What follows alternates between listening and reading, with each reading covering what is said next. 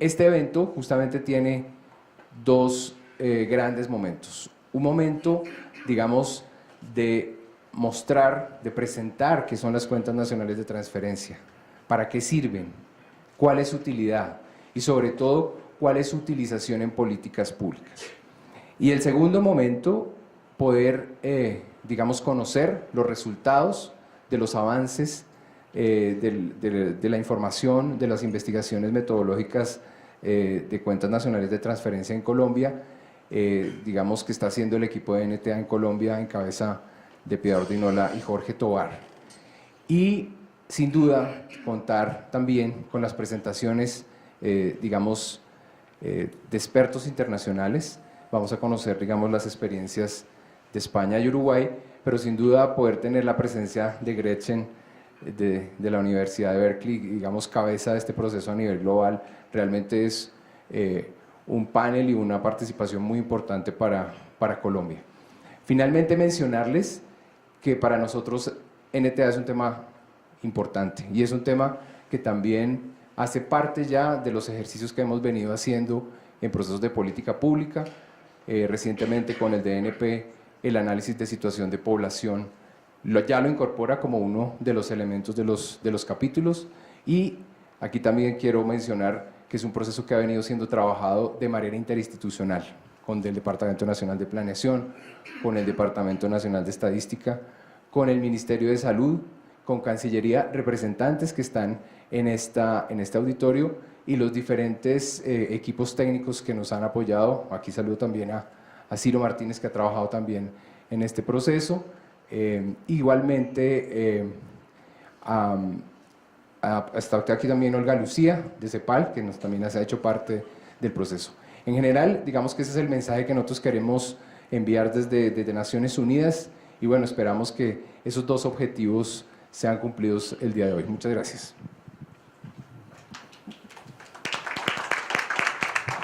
Muchas gracias. Le doy la palabra al señor Jaime Aguirre Ceballos, decano de la Facultad de Ciencias de la Universidad Nacional de Colombia.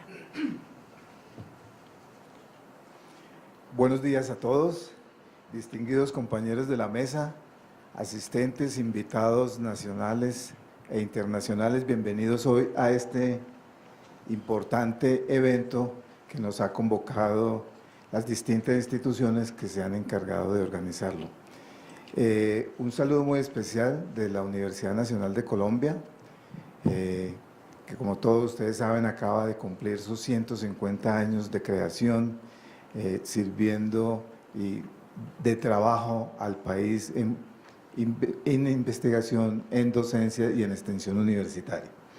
Lo mismo es para mí un honor, en nombre de la Facultad de Ciencias, poder participar en este sencillo acto con el cual damos inicio a esta temática que ha cobrado gran importancia en los últimos años en todo lo que tiene que ver con la planificación de nuestros países, como es el asunto de las cuentas nacionales de transferencia, como una apuesta que tiene este país y con el mundo y con la región. Este asunto en Colombia y en la región es de singular importancia, especialmente para los entes encargados de la función pública y los investigadores que han decidido, como parte de una preocupación de todas las sociedades modernas, en analizar cómo se observan amplios periodos de dependencia en el inicio y hacia el final de la vida de la población, en la vida de la gente. Nos referimos a los niños y a las personas mayores que consumen recursos de una u otra manera, mientras en las distintas edades en el paso por este planeta. En todo esto, lo que hace posible este ciclo de vida económico, sin duda, es el flujo de recursos a lo largo del tiempo y de una generación a otra por medio de una red de instituciones sociales, de corporaciones económicas, de entidades políticas, y este patrón universal sin duda nos plantea varias preguntas importantes a los encargados de planificar la economía, de formular políticas y, a su vez, implementarlas con los gobiernos a quienes les corresponde. Por ejemplo, ¿cuánto consumen las personas en cada edad?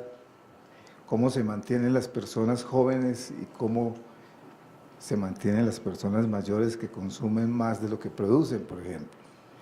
¿Cuáles son los posibles impactos del envejecimiento de la población y más en un entorno de desigualdad social y económica? Probablemente a lo largo y en las conclusiones de todos los estudios que ya tenemos podemos encontrar las respuestas a estos interrogantes. Este proyecto de cuentas nacionales de transferencias que han abordado de manera se han empoderado de la idea. Las instituciones nacionales e internacionales que hoy van a ocuparse del tema, reúne y desarrolla herramientas de análisis que contribuyen a responder a estas importantes preguntas. Por ello, se ha organizado este singular evento alrededor de esta temática. No puedo dejar de mencionar nuestra responsabilidad social, que llamo la responsabilidad social universitaria, nuestra responsabilidad con el país en el tema de lo que es el papel de la universidad con sus distintas instituciones, que nuestra contribución y nuestro deber radica como una entidad del Estado en destacar que los propósitos de este encuentro se relacionan directamente con una de las preocupaciones de nuestros investigadores, como es la de discutir y difundir nuevas ideas, nuevas experiencias, el resultado de la trayectoria y las técnicas en el campo estadístico y sus áreas afines.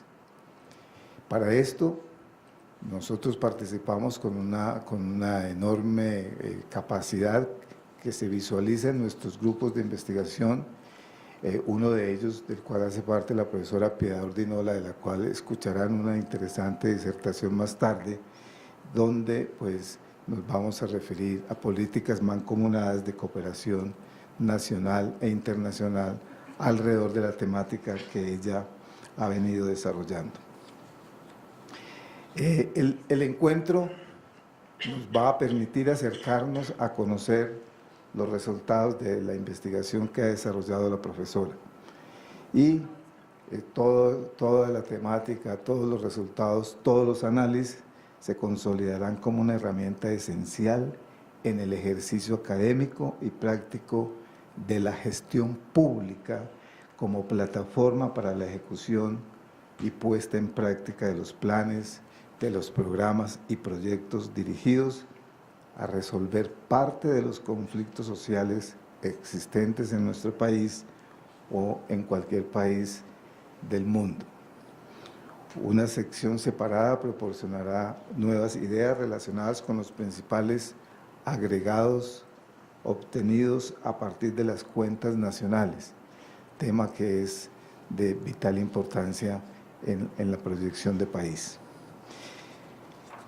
De nuevo, en nombre de la Universidad Nacional de Colombia, en el mío propio, quiero darles un saludo muy especial de bienvenida a todos, a nuestros visitantes, que disfruten y conozcan un poco de nuestro país, y a todos ustedes desearles muchos éxitos en esta interesante reunión en el día de hoy. Muchas gracias.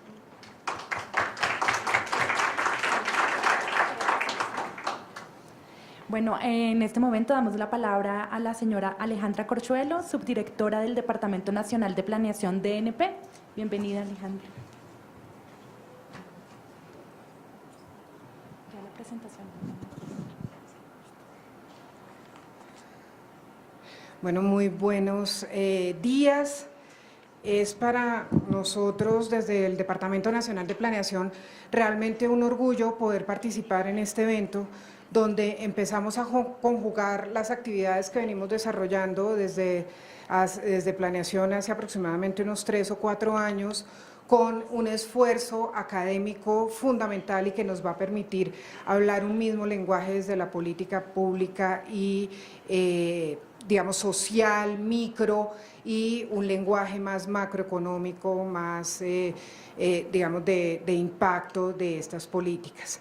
Quiero antes que todo saludar y agradecer al profesor Jaime Aguirre, decano de la Facultad de Ciencias de la Universidad Nacional, al doctor Pablo Saad, director CELADE de División de Población de la CEPAL, Pablo Salazar, asesor regional de Población y Desarrollo de UNFPA del ACRO, Pablo Lara, asesor de Población y Desarrollo UNFPA Colombia, a las profesores Gretchen Donhor, Universidad de California de Berkeley, Marisa Buccelli, de la Universidad de la República de Uruguay, Marixel Sole Lluves, Universidad de Barcelona, profesora Piedad Urdinola de la Universidad Nacional y al profesor Jorge Tobar de la Universidad de los Andes, quienes fueron realmente los creadores y los impulsores del evento que hoy nos congrega. Ustedes a lo largo de la jornada van a escuchar el trabajo que se ha venido realizando en torno a las cuentas nacionales de transferencias. Eso es lo que nos convoca el día de hoy.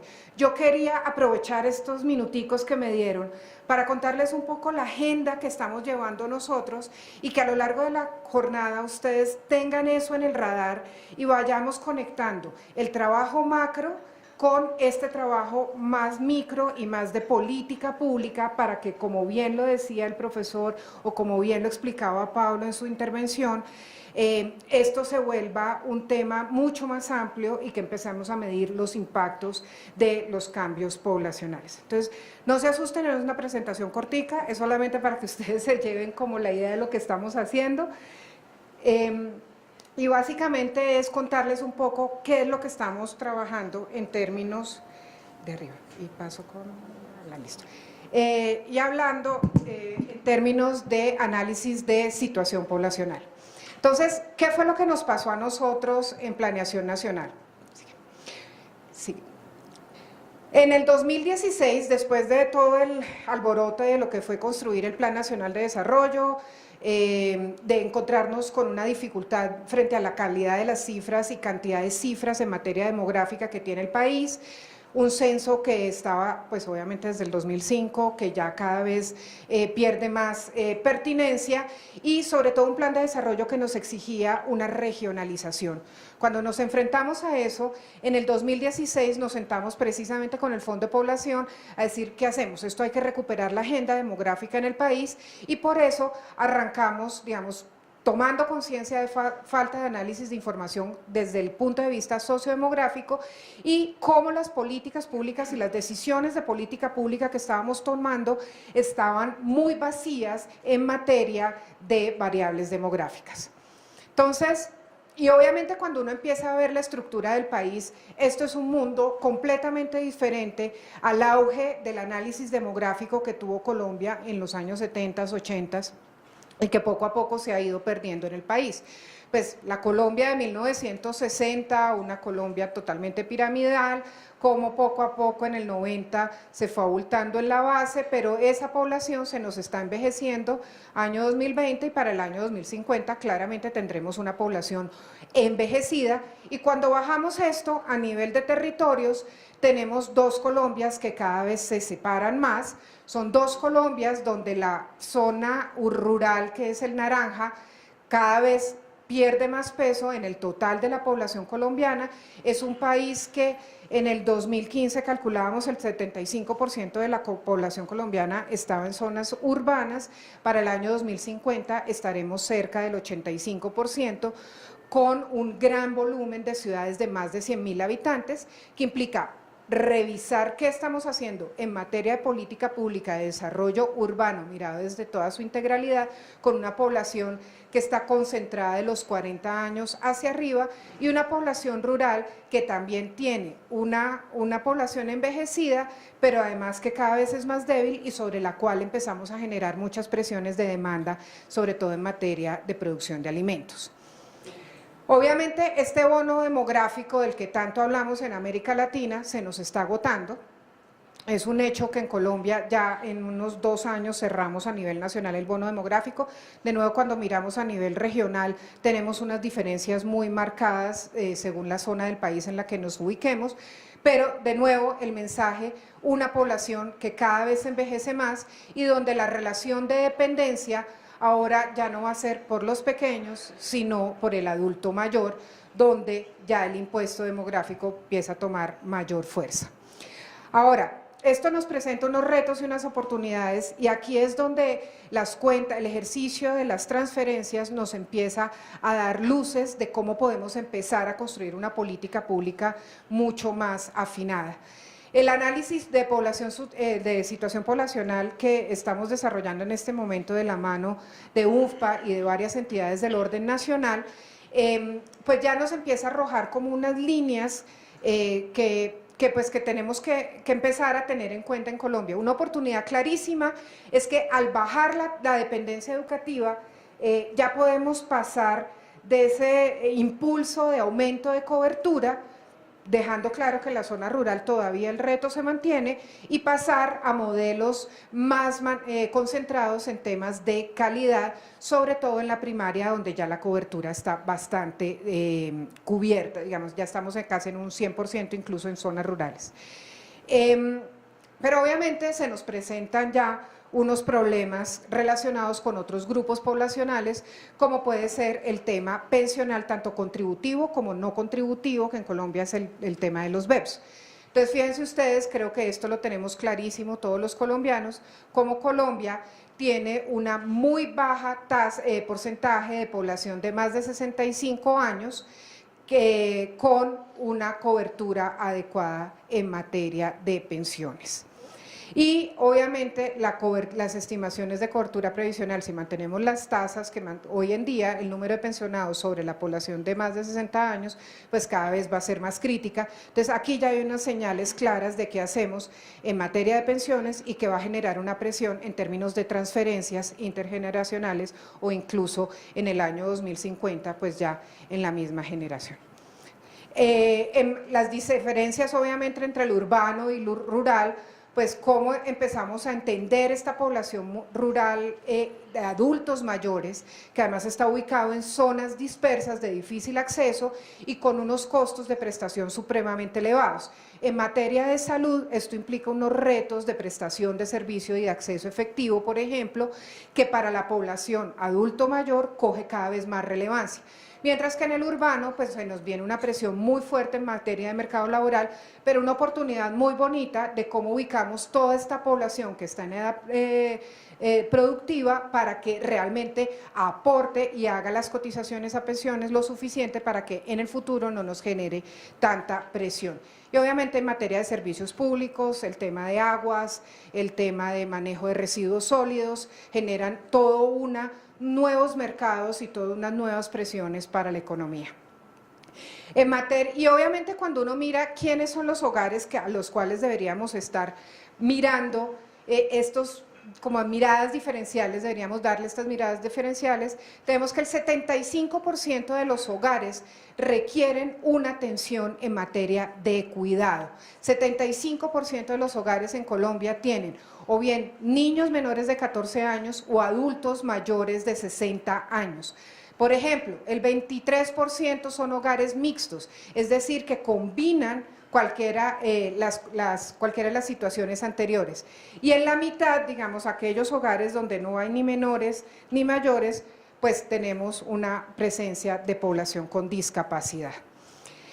Solamente, fíjense, entonces estamos hablando de un 25% de hogares hoy en Colombia sin ese proceso de envejecimiento completamente desarrollado que veíamos más adelante, que ya hoy necesita una mirada diferente, y por eso, y obviamente a esto hay que sumarle, y este es precisamente lo interesante también del ejercicio como los que vamos a ver hoy, es esa mirada diferencial desde el sexo para uno entender qué está pasando en materia de generación de ingresos en estos hogares, cuando uno lo diferencia por mujeres y hombres y miramos trabajo remunerado y no remunerado.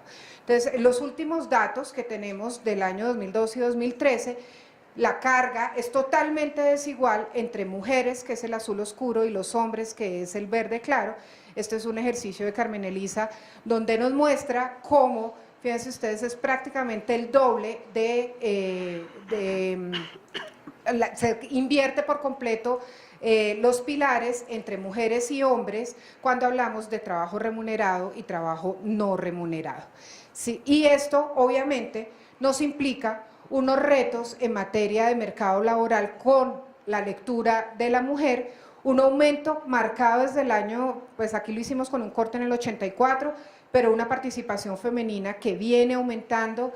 Muy interesante ver qué pasó aquí en el quiebre de mujeres rurales en los últimos años, qué nos ha sucedido ahí en Colombia, pero miren que en materia urbana las mujeres han aumentado y siguen aumentando su participación en el mercado laboral, y obviamente esto se ve reflejado en una distribución de la fuerza laboral con una presencia femenina cada vez más marcada. Pero no olviden que el trabajo no remunerado está recargado sobre las mujeres. Y obviamente esto tiene impactos en materia de ingresos y cuando lo miramos por grupos de clases, si separamos la población entre pobre, media emergente o vulnerable, clase media consolidada y clase alta, la diferencia más marcada, quiero que se concentren sobre todo en la brecha entre hombre y mujer en temas de participación laboral, como en la clase media esa brecha se cierra muchísimo, y es solamente este quiebre acá pareciera ser una hipótesis que lograr consolidarse como clase media, un hogar, implica liberar a la mujer de una carga y permitirle la participación en el mercado laboral. Y obviamente eso se ve también, viene jalonado por permitir, acá en Colombia el reto, fíjense ustedes en tasa bruta, las mujeres siempre presentan una participación en cualquiera de los niveles frente a los hombres, pero incluso en la tasa neta, pero podemos tener mujeres totalmente formadas, listas para el mercado laboral, pero que se enfrentan a una realidad que no les permite tener experiencia y por lo tanto su conexión efectiva al mercado se anula. Todo esto para decirles, necesitamos los perfiles de consumo y de transferencia que se trabajan a través de las cuentas nacionales de transferencias, que nos permitan a nosotros conectar todos estos análisis que estamos viendo a través de estadísticas descriptivas y podamos conectarlo con documentos y herramientas como el análisis de situación poblacional, como la construcción del Sistema Nacional de Cuidado, que es otro de los grandes retos que tenemos nosotros como gobierno nacional, y poder diseñar unas políticas adecuadas para los diferentes tipos de población y poder nosotros empezar incluso a hacer evaluaciones. Porque fíjense ustedes que este análisis, como decía Pablo, esto no es de Planeación Nacional, esto es del Gobierno Nacional, y por eso aquí tenemos a Cancillería, al DANE, al Ministerio de Salud, todos sentados construyendo este documento. Es un documento que tiene que ser vivo, un documento que se tiene que conectar con dinámicas internacionales como los Objetivos de Desarrollo Sostenible y que tiene que conectarse además con impactos macroeconómicos. Porque hemos hecho la tarea de pronto, digamos, tenemos un sistema de cuidado en Colombia, no lo tenemos hoy en día, no tenemos esa conexión, tenemos esos retos de envejecimiento de población, un aumento en la demanda de cuidadores, un trabajo doméstico concentrado en las mujeres, como bien lo dividimos, lo vimos más atrás, y por lo tanto necesitamos ese ejercicio de política pública con el enfoque de sistema de cuidados. Ahora, ¿en qué hemos hecho la tarea? En políticas por grupos de edad. ¿Cómo hacemos la conexión y que todo esto se empiece a hablar a lo largo del ciclo de vida? Eso es uno de los grandes retos que tenemos hoy. Para menores de 5 años, la política de primera infancia de 0 a siempre. Para población con discapacidad, temas que ha venido avanzando en términos del INSS y del INSOR. En mayores de 60 años, Colombia Mayor y BEPS, pero todos parecieran ser retazos que si no los unimos en un mismo sistema, podemos generar algunas desconexiones en materia de política pública. De nuevo, esta agenda del Sistema Nacional de Cuidado no es de Planeación Nacional, es una agenda donde todos los sectores tienen que entrar a jugar un rol fundamental y donde lo que vamos a ver hoy es una herramienta adicional para que nosotros podamos empezar a preguntarnos cosas mucho más interesantes y más profundas de las interrelaciones de los diferentes grupos poblacionales, poder conectarlo con políticas públicas de una manera más efectiva y sobre todo tener una herramienta macroeconómica que nos permita medir el impacto de lo que estemos haciendo en materia de política pública, que nos esté retroalimentando y evaluando permanentemente a ver si todo este ejercicio está o no apuntando realmente a un crecimiento económico efectivo, incluyente, que permita la reducción de pobreza y sobre todo que permita mejorar la calidad de vida de toda la población. De nuevo, muchísimas gracias por estar aquí y que sea este el primero de muchos diálogos que tengamos entre lo micro y lo macro, entre la política pública y las cuentas nacionales. Muchas gracias.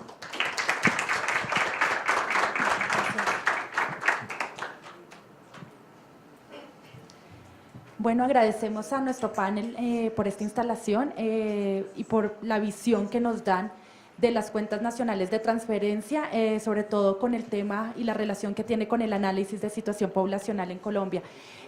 Vamos a empezar un segundo momento al que invitamos a la mesa. Invitamos a la mesa al señor Paulo Saad, director del Centro Latinoamericano y Caribeño de Demografía, CELADE, es de la División de Población de CEPAL, quien abordará la evolución y perspectivas de las cuentas nacionales de transferencia. Y al señor Pablo Salazar, asesor regional de Población y Desarrollo del Fondo de Población de las Naciones Unidas, LACRO, de Latinoamérica y el Caribe. Pablo Salazar nos hablará de las cuentas nacionales de transferencia, el uso de la evidencia del impacto económico del cambio demográfico para el diseño de las políticas públicas. Muchísimas gracias por su asistencia y bienvenidos. Pablo Saad. Vale. Iniciamos con Pablo Saad. Sí. El pasador, ¿sí? ¿Quieres hacer? Para pasar el Ok.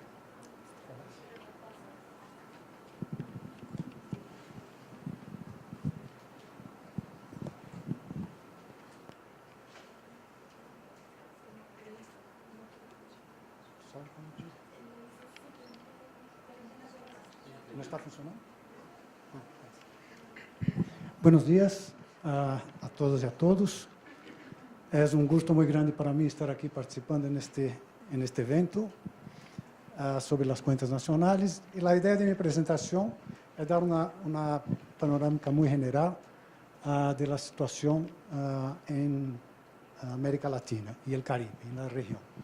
Yo quería empezar entonces mi presentación con tres consideraciones que já foram muito bem referidas pelos meus antecessores, que a primeira é que a região está atravessando por cambios demográficos sem precedentes.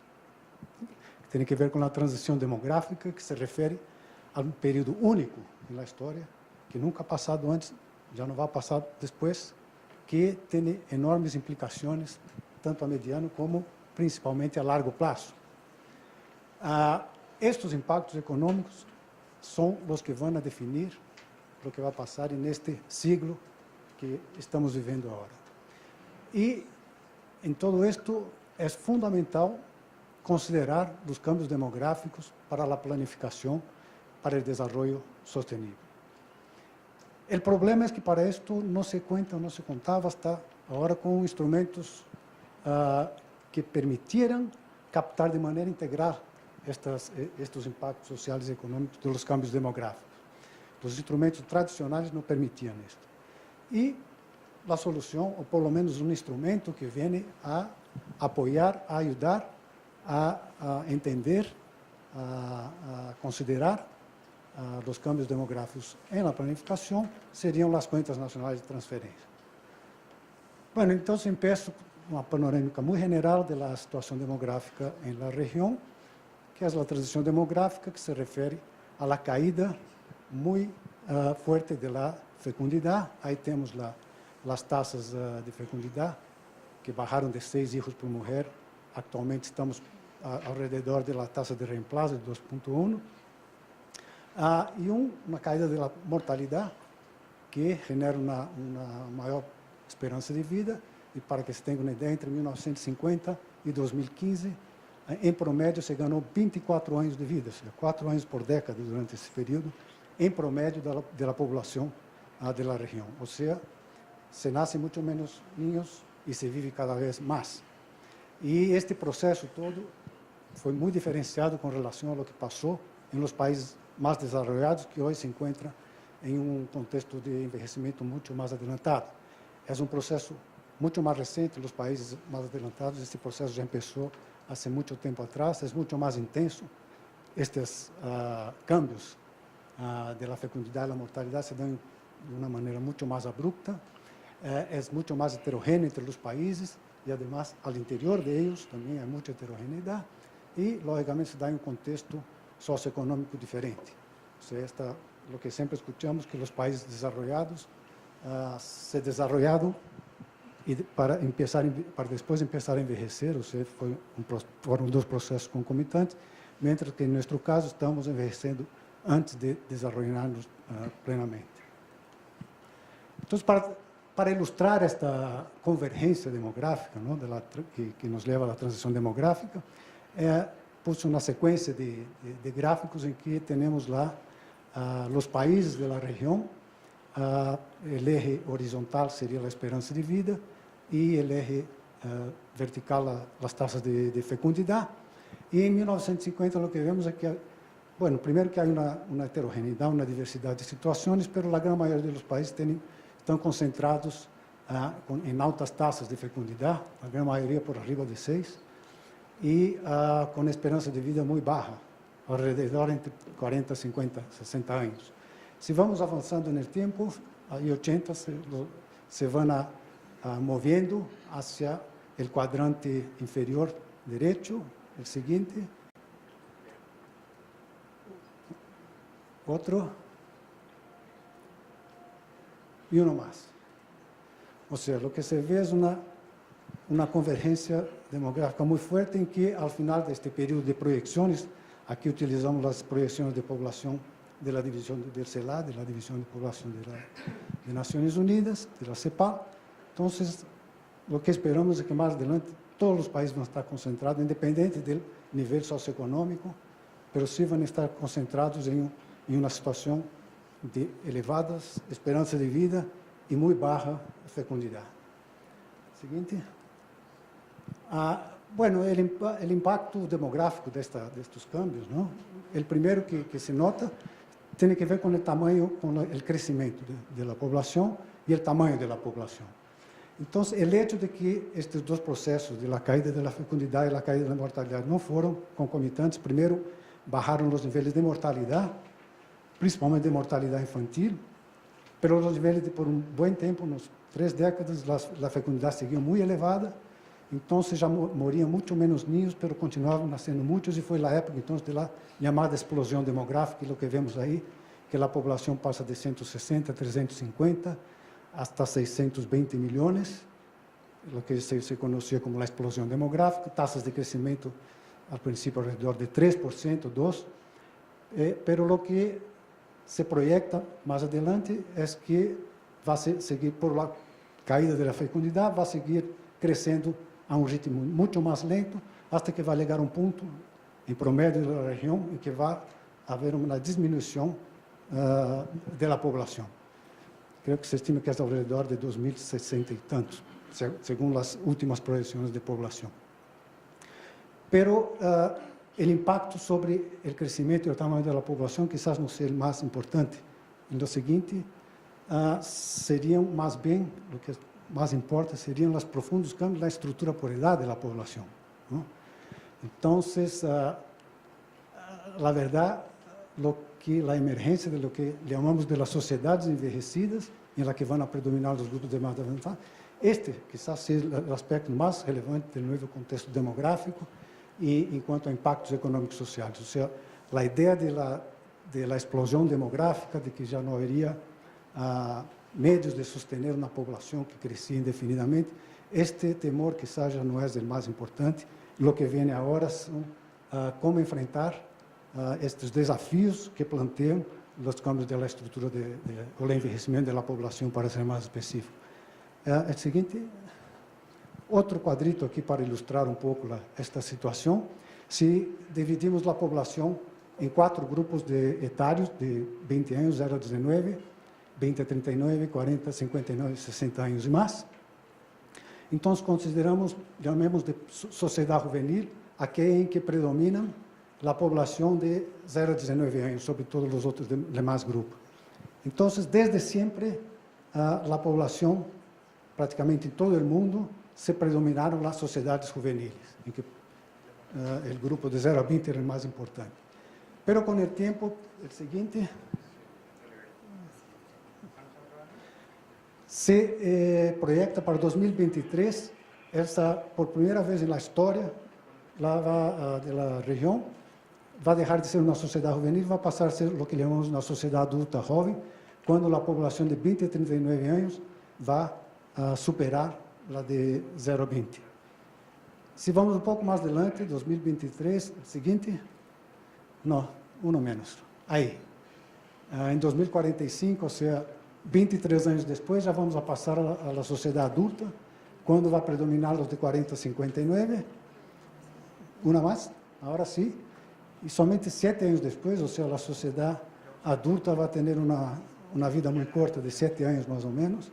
Y en 2052 ya vamos a tener lo que llamamos la sociedad envejecida. Todo esto según las proyecciones más recientes de población. Y vamos a tener la sociedad... Vuelve un poquito. Ahí. Lo interesante también de esta gráfica es que vemos que el único grupo que va a seguir creciendo hasta el final del periodo de proyección es el de 60 años y más. Todos los demás grupos ya empezaron a decrecer en términos absolutos mucho antes. Entonces, eso da una idea de la velocidad del envejecimiento de la población. Sí, el siguiente. Entonces, ahí, este es un detalle también que son los grupos de edad más avanzados, aquellos que van a seguir creciendo más rápidamente, ¿no? Como vemos, los de 80 años y más son los que van a seguir creciendo con tasas de crecimiento más importantes, mientras en el final de este siglo, cuando los de 60 años más incluso ya van a estar también disminuyendo en términos absolutos, pero va a seguir creciendo el de 80 años y más. Y esto, lógicamente, tiene implicaciones económicas muy fuertes. ¿Y esto por qué? Porque prácticamente todo este cambio en la estructura por edad, todas las actividades económicas varían significativamente según la edad. Estoy hablando del consumo, participación laboral, ahorro, servicios de salud, educación, etc. Varía mucho de acuerdo con el grupo etario. Entonces, si hay una concentración en determinado grupo y cambia a la concentración en otro grupo, va a haber cambios importantes en este aspecto.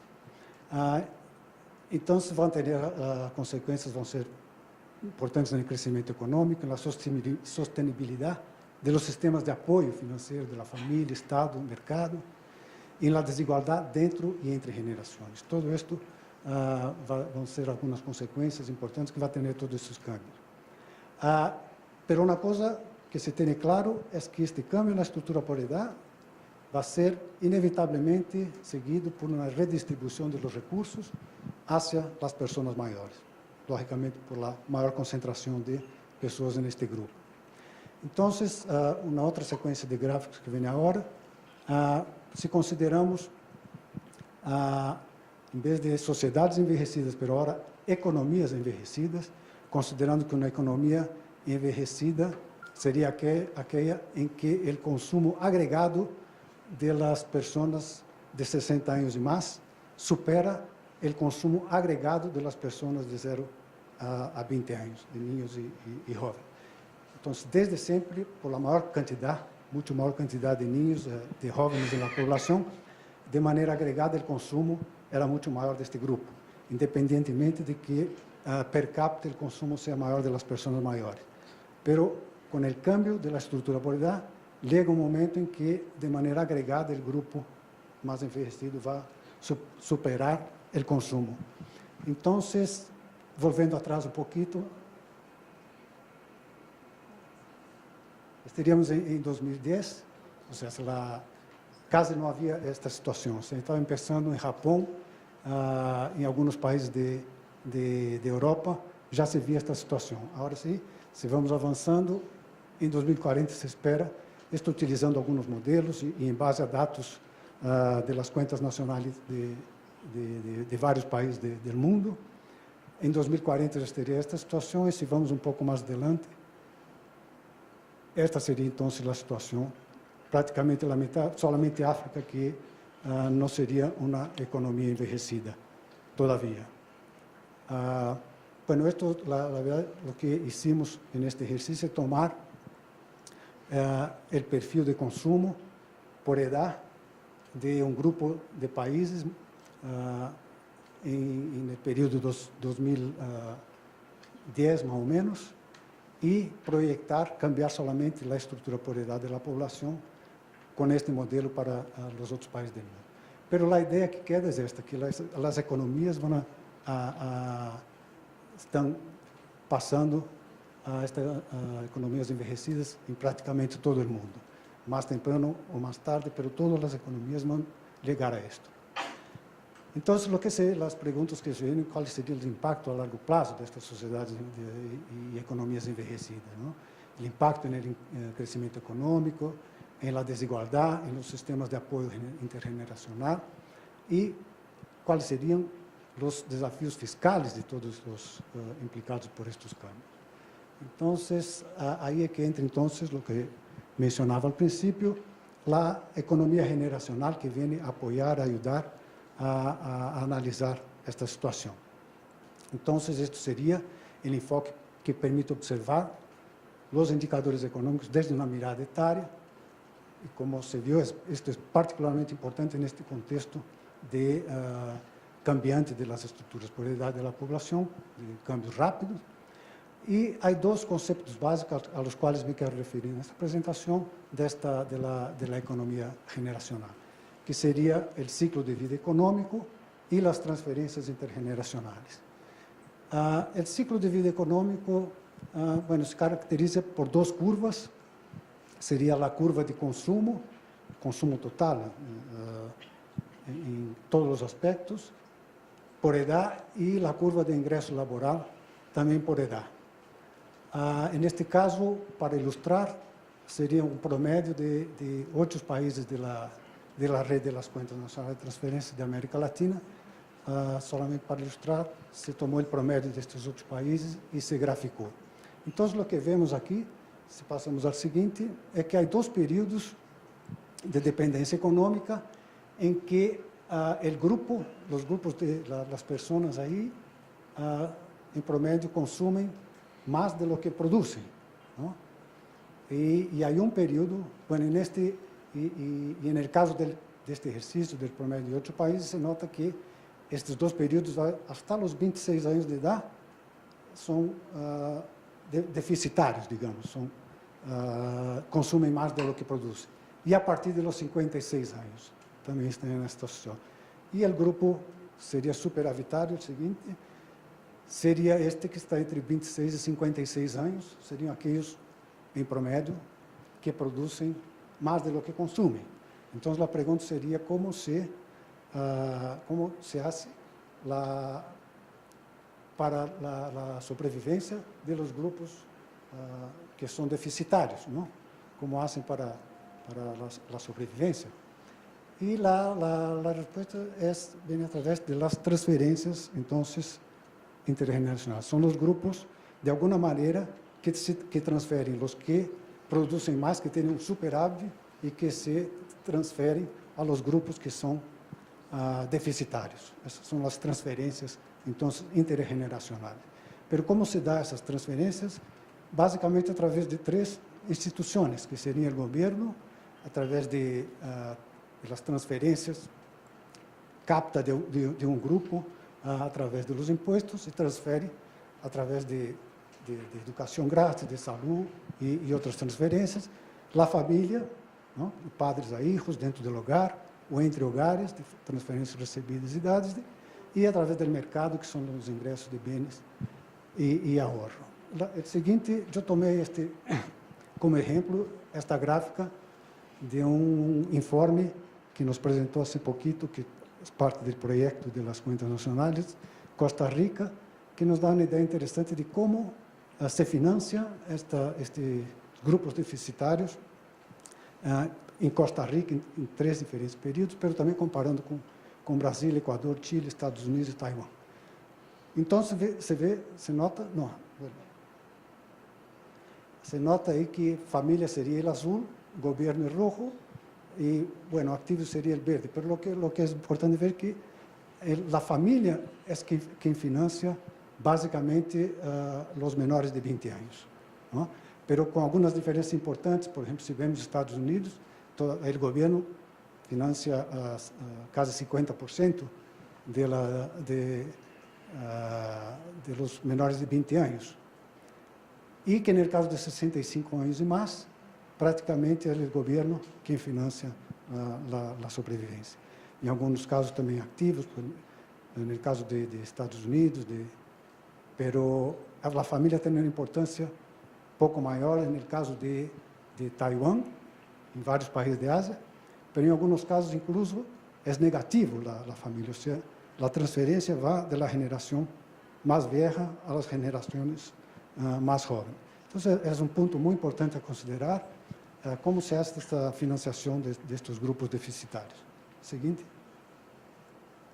Então, para medir a economia generacional é que se utilizam as contas nacionais de transferência, que é um sistema contábil, não? Que mide a atividade econômica e documenta os fluxos de recursos, estes que mencionei antes, do governo, do mercado e da família. Então, para estimar os perfis de idade, por idade do consumo e do ingresso laboral, se utilizam as encuestas de hogares, de presupuesto de hogar, participação laboral, que os países dispõem para ter, então, construir estes perfis de consumo. E também se utilizam dados administrativos, por idade, não? De saúde, educação, etc. E, además, se agrega informação sobre as transferências familiares. E o que é importante é que, uma vez que se tem este perfil, se faz o que se chama o macrocontrol, que a suma do consumo e dos ingressos tem que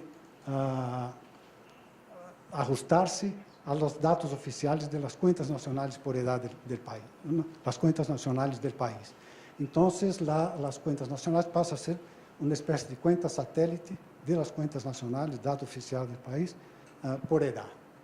Então, a fortaleza, bueno, é uma interface perfeita entre a demografia e a economia, as contas nacionais de transferência, permite uma visão integrada das ações do governo, de saúde, educação, pensões, ou seja, como vimos no gráfico anterior, que grupo o governo está financiando mais ou menos, se o governo está invertindo em los grupos mais jovens, se está ponendo muita inversión en los grupos más viejos. Todo esto permite las cuentas nacionales, está basado en evidencia y permite lo que sería la planificación de largo plazo, políticas económicas, sociales con el objetivo de largo plazo. El siguiente. Entonces, muy rápidamente me referir a la red mundial de las cuentas nacionales, en iniciativa de la Universidad de Berkeley y de la Universidad de Hawái, Ronald Lee y André Mason. Gretchen también participó desde el principio del proyecto, patrocinado por muchas instituciones. Siguiente. Actualmente, entendo que son los 52 países de todas las regiones del mundo que participan, que son miembros efectivos, digamos, de la red. Y além de 52, hay 38 otros países del mundo que están actualmente construyendo las cuentas nacionales, aunque todavía no son formalmente parte de la red. En el caso de cada región tiene una institución más o menos que coordina, y en el caso de América Latina y Caribe sería justamente la CEPAL. Bueno, estos serían los objetivos: concientizar a los tomadores de decisiones sobre la importancia de las transformaciones de largo plazo, promover estudios comparativos. Una vez que se tenga, es muy importante contar con toda esta información a nivel internacional de diferentes regiones para poder hacer comparaciones internacionales y tomar mejores experiencias, buenas experiencias de otros países. Siguiente. Y hablar finalmente, muy rápidamente, del proyecto sobre as contas nacionais de transferências de América Latina, que está financiado e en el qual Colômbia é parte também. E este evento se insere também no contexto deste projeto maior, de la Cuenta para o Desenvolvimento de Nações Unidas. E o nome do projeto são de 3 anos, seria Demographic Transition, Opportunities and Challenge to Achieve the SDGs in Latin America and the Caribbean. Então, a ideia é justamente, através das contas nacionais de transferências, ver como os cambios demográficos, no período de los ODS, seriam de aqui até 2030, mas logicamente vamos ter uma mirada mais adelante, mas concentrar neste período, como estes cambios demográficos na estrutura por edad podem se constituir uma oportunidade, apoiam a alcançar as metas, os objetivos de desenvolvimento sostenibles ou generam desafios, traem limitações. Então, esta é a ideia do projeto. Conta com a colaboração do Counting Women's Work, UNFPA-LACRO, e da população da divisão de população seguinte. Então, o objetivo principais seria fortalecer a capacidade técnica de alguns países selecionados da América Latina e Caribe. Pensamos 10 agora estão participando inicialmente, Colômbia é um deles, para produzir as contas e analisar o impacto da transição demográfica. E também, principalmente, fortalecer, a capacidade dos governos latino-americanos e caribenhos para formular políticas públicas e planos que tenham em conta o futuro câmbio demográfico e seus prováveis impactos sociais e econômicos, logicamente, fazendo uso das contas nacionais de transferência. Então, para finalizar, as atividades principais dos produtos esperados dentro deste projeto seriam produzir, primeiramente, contas nacionais de transferência atualizadas, utilizando um manual que existe, um manual de Nações Unidas para o cálculo das contas nacionais. Esta fase já se terminou no caso de Colômbia, entendo que vai apresentar os resultados para 2014. Depois de elaborar alguns estudos nacionais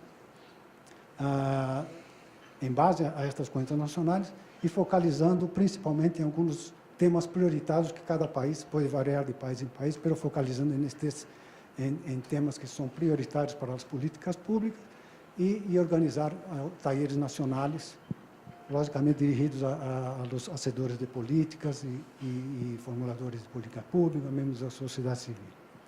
Seguinte. Finalmente, a ideia seria elaborar, em base a todos estes estudos nacionais e em base às discussões que se dêem nestes talleres nacionais, um documento final que seria um resumo, mais ou menos, de maneira comparativa de todos estes resultados dos estudos e das discussões para tratar de generar uma perspectiva regional de los cambios demográficos na região, tendo em base as contas nacionais de transferência e, finalmente, organizar um seminário regional final, ao final do projeto, para apresentar este documento final e os resultados de todo o projeto, que espero que vários de vocês possam estar presentes neste seminário. E creio que aí termina, então. Muitas graças pela atenção.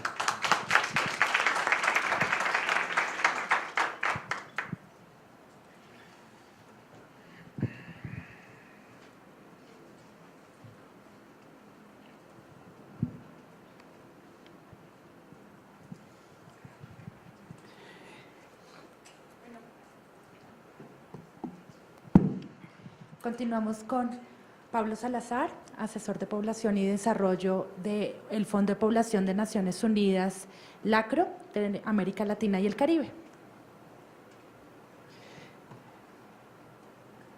Gracias, estoy tratando de poner un cronómetro para no pasarme. Gracias. Voy a saltar varias partes porque ya alguna información ha sido ya durante algunas de las presentaciones anteriores, pero bueno, tengo la ventaja de presentar último, así que puedo saltar algunas cosas y puedo quedarme en algunas otras que pueden generar algún nivel de debate. Si vamos al siguiente, por favor. La idea de esta presentación es principalmente ver las interrelaciones que podría tener para la Agenda 2030 y la Agenda de Población y Desarrollo el uso informado de las cuentas nacionales de transferencia. Entonces, tengo que empezar, de hecho, planteando un poco cuál es el escenario que hablamos de la Agenda 2030 y la complejidad, y por qué justamente las cuentas son un instrumento, voy a plantear una hipótesis, las cuentas son un instrumento plenamente válido de abogacía para la construcción de evidencia dura que permita el diálogo informado entre autoridades de los sectores económico, social, políticos y el sector privado. O sea, ese es uno de los grandes temas, esa es una de las hipótesis que está atrás de la discusión sobre el uso de cuenta nacional de transferencia. Y para empezar por el tema de la Agenda 2030, que ha sido plenamente adoptada por Colombia, va a haber algunas referencias de lo que fue el informe voluntario que se hizo. La anterior, por favor. Tener en cuenta que este es un universo muy complejo de relaciones. O sea, los objetivos en sí mismos, las metas de los objetivos están plenamente interrelacionadas. Y si uno ve, esta es un análisis de proximidad, un análisis vectorial de cada una de las metas y cómo se correlacionan, ¿no es cierto?, en el marco de los objetivos. En principio, ahí está la fuente, ustedes pueden estudiar, es un paper interesante, una metodología interesante. Ustedes ven que en el centro están temas como las desigualdades, la equidad de género, la salud. O sea, existen muchos temas que son centrales y que tienen una relación multidimensional con los otros factores, pero no existen relaciones bidireccionales, sino que existe una red compleja de interacción entre estos objetivos aspiracionales que se ha planteado la humanidad. La siguiente, por favor.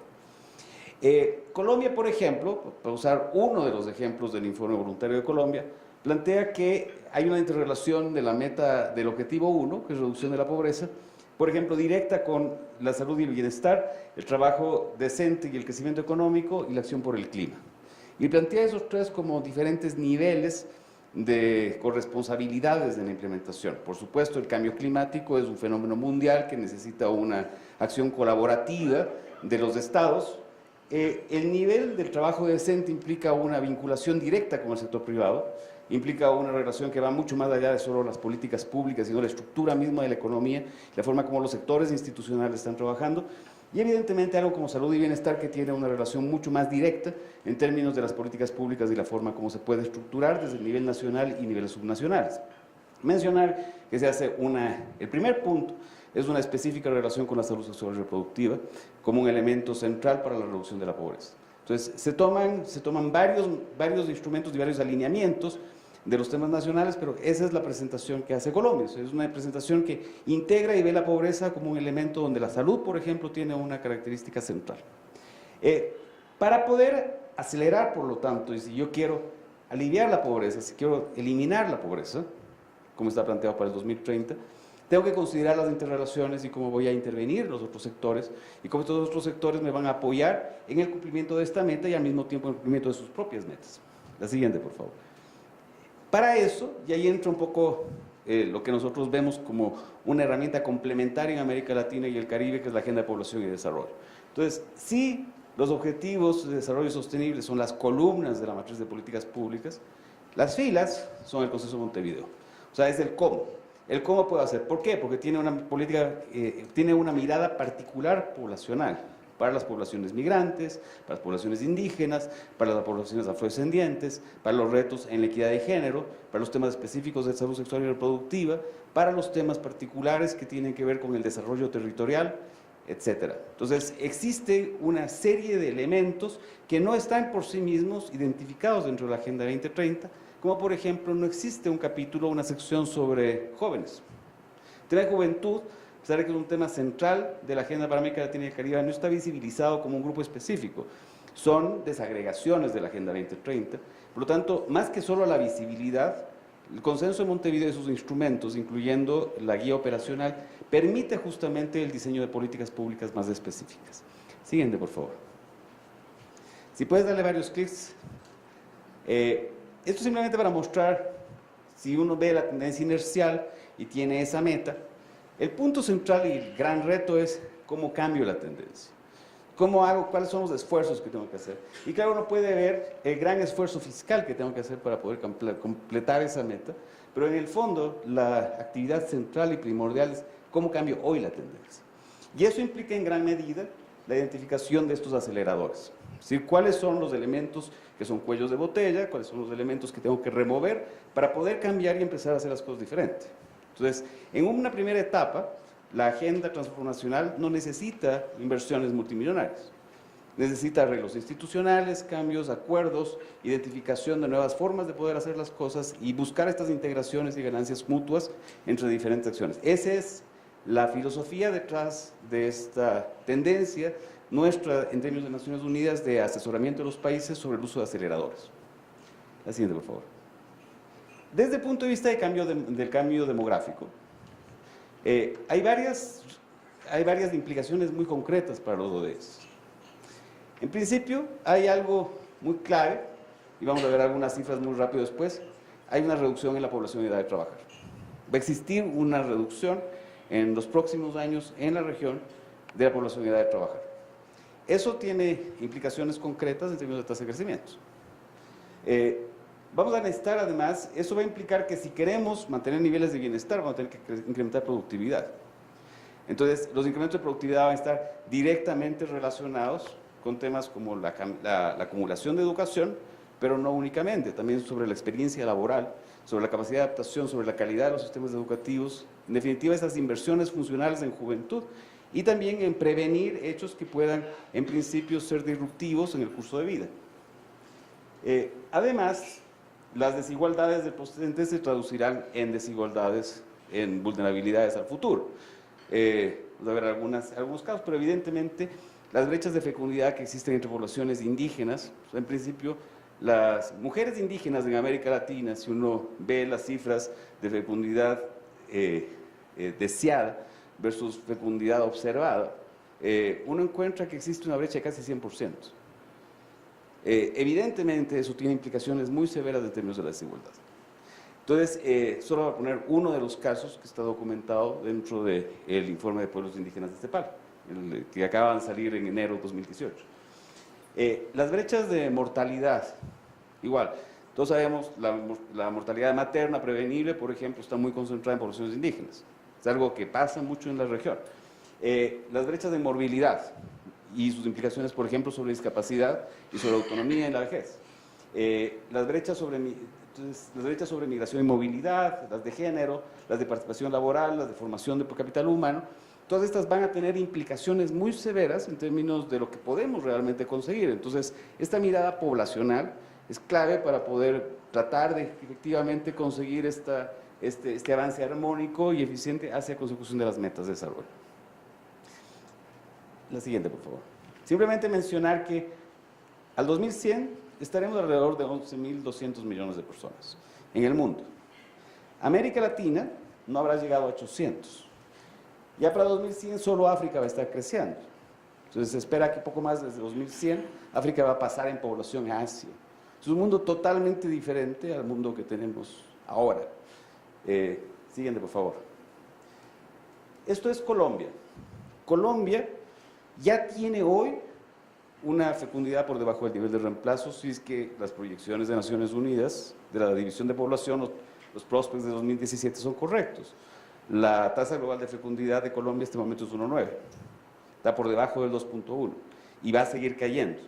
Y si uno ve la composición y lo que va a pasar hacia el 2100, más o menos en el 2050 Colombia tendrá un pico de población y la población va a ir cayendo. Y va a ir cayendo principalmente por el efecto de la baja fecundidad. Y la baja fecundidad está muy asociada con temas de inequidad de género, principalmente. Los países que han logrado estabilizar o han logrado tener algún rebote en la fecundidad para mantenerse alrededor de niveles de reemplazo son países que han hecho grandes esfuerzos en tener justamente sistemas de cuidado, pero además una distribución interna dentro de los hogares que facilite o que permita que la fecundidad deseada, que muchas veces es mayor que la observada y en estos países, se realice. Para 100 millones de personas se van a perder entre 2040 y 2100 en términos de población de edad de trabajar. O sea, América Latina tiene, este es el reto de América Latina. Entonces, ¿cómo compensar esa importante contribución que ha tenido, que se va a revertir muy pronto? Siguiente, por favor. Hice un ejercicio solo tomando las proyecciones de población y viendo los grupos por hombres y mujeres, teniendo una idea, y esta es lo naranja es lo que se pierde, lo verde es lo que se gana en poblaciones específicas para 3 periodos específicos solo hasta el 2060, se puede hacer el ejercicio hasta el 2100.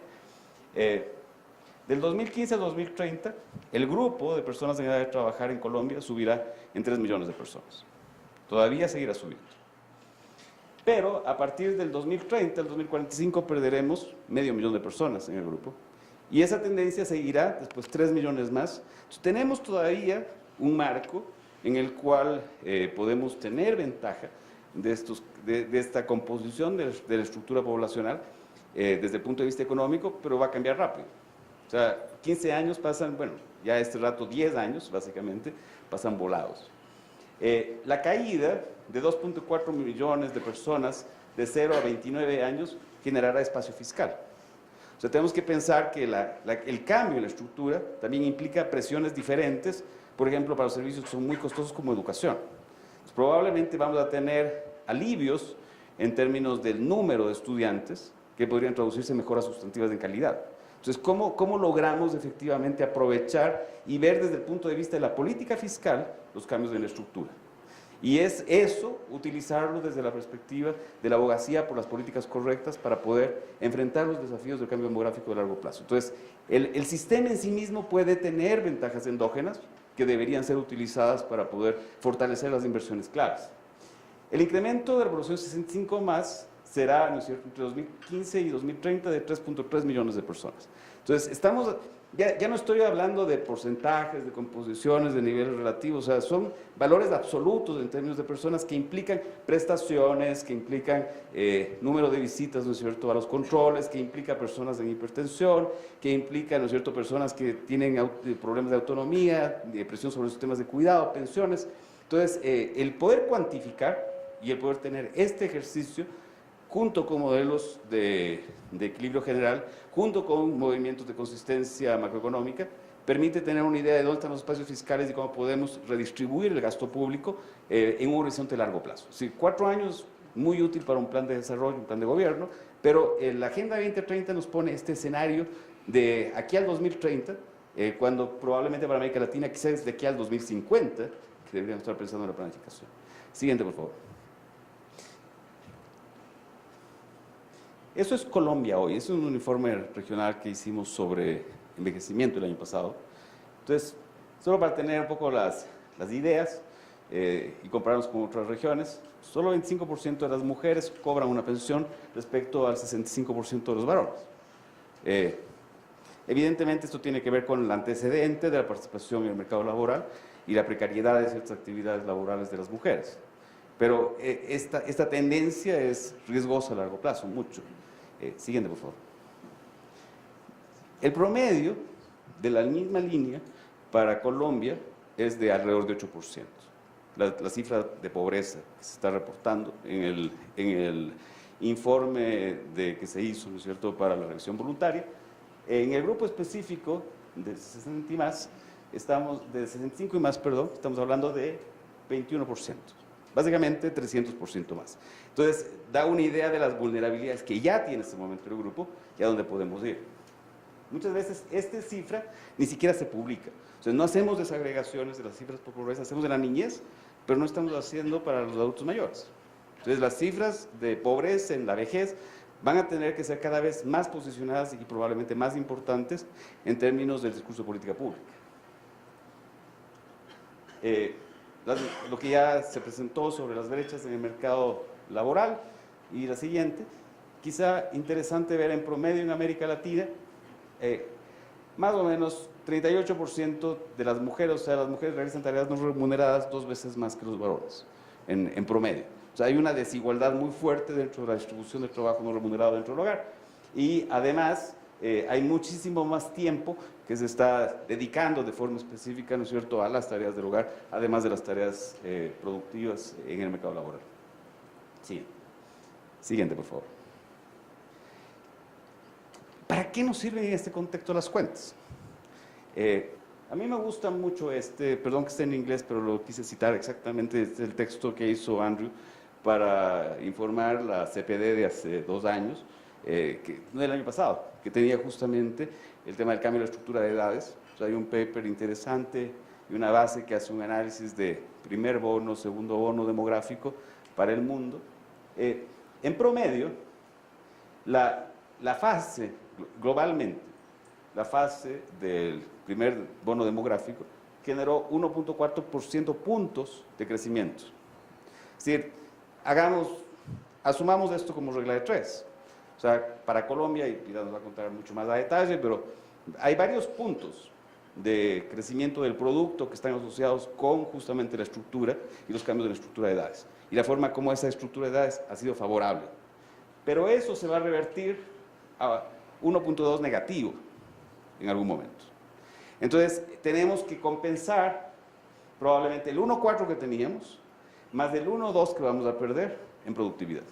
O sea, si queremos mantener el nivel de crecimiento económico, y para mantener el ritmo de crecimiento, básicamente vamos a tener que hacer un esfuerzo de incrementar niveles de productividad para poder subir de 2 a 3 puntos el esfuerzo endógeno de la economía colombiana para el crecimiento.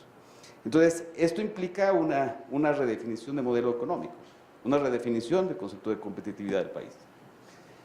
Además, si a esta evidencia, además podemos juntar las implicaciones específicas del uso del tiempo y de las brechas de género, que es lo que hacemos con lo que se va a presentar el día de hoy, justamente tenemos un elemento de abogacía todavía más fuerte.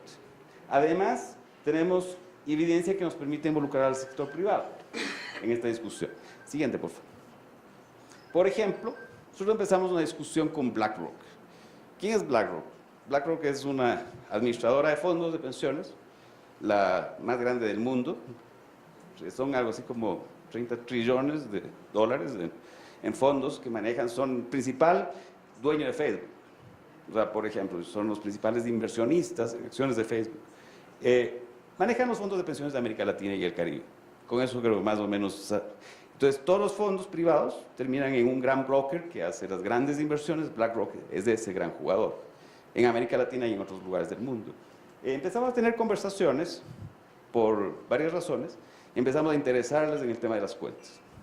Tienen un paper que yo los invito a verlo, no desde el punto de vista académico, sino desde el punto de vista del interés del sector privado de entender y empezar a plantearse el escenario que implica el uso de cuentas de transferencia y el cambio dentro de la estructura demográfica para las implicaciones de negocio. Y para las implicaciones también de su negocio en términos del bienestar de las personas. Entonces, tiene muchos vacíos, no es un paper de UFPA, no lo editamos nosotros, tiene algunos problemas conceptuales, pero abre un gran espacio de discusión con un jugador de nivel global. Y eso nos abre la idea de por qué no puede ser también algo que podemos tener en el nivel nacional, en términos de posibilidades de involucrar al sector privado en la discusión de estas prioridades, dado que hay un universo de cambios por delante. Por ejemplo, el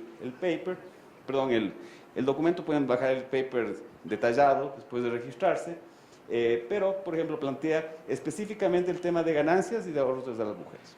Las implicaciones para poder subir, ¿no es cierto?, el nivel de inversión y, por lo tanto, las posibilidades de financiamiento a largo plazo. Ellos son inversionistas. Se plantean el tema de la perspectiva de género en las inversiones y los ahorros, los temas del pasar de consumo a ahorro y cuáles son los instrumentos que podrían utilizarse, el sistema de diseño de pensiones, los mercados de capitales y soluciones de inversión. Entonces, empiezan a tener una lógica de, bueno, ¿cómo y qué se podría hacer en este campo? Siguiente, por favor. Último tema, ¿qué buscamos a la larga? O sea, hay muchos cambios en la matriz que se necesitan, que son bastante obvios, pero que necesitan justamente esta capacidad de tener los actores alineados para poder hacer los cambios de la matriz de políticas públicas. Queremos incrementar la productividad media por trabajador. Necesitamos, no solo queremos. Entonces, mantener el nivel de bienestar necesitamos incrementar. Esto implica también invertir no solo en capital humano, también implica invertir en infraestructura. También implica invertir en otro tipo de elementos que van a justamente permitir ese desarrollo de esta economía. Y para En el caso específico de jóvenes, las inversiones de jóvenes van a ser funcionales a toda la inversión. En la medida que cada joven que entre en el mercado laboral tenga más educación, más capacidad, más aprestamiento, pueda entrar en mejores condiciones al mercado laboral, vamos a tener también mayor productividad que se va a ir acumulando dentro del proceso, mayor capacidad de contribución y mayor capacidad de financiamiento del sistema de transferencias intergeneracionales. Entonces, la inversión específica en juventud termina siendo algo crítico para esta ventana de oportunidad de los próximos 10 años. La inversión en infraestructura, como había dicho, el ajustar las políticas de inversión en juventud al contexto demográfico específico, cerrar las brechas de género en el espacio público, pero dentro del hogar también, crear estas economías competitivas que generen empleo de calidad, reformar los temas de cuidado, reforzar las instituciones de seguridad y protección social con criterio intergeneracional e incrementar los niveles de ahorro en general dentro de las economías. Entonces, estas algunas de las reflexiones, creo que es la última, sí. Queda mi correo y coordenadas que hay alguna duda adicional. Gracias.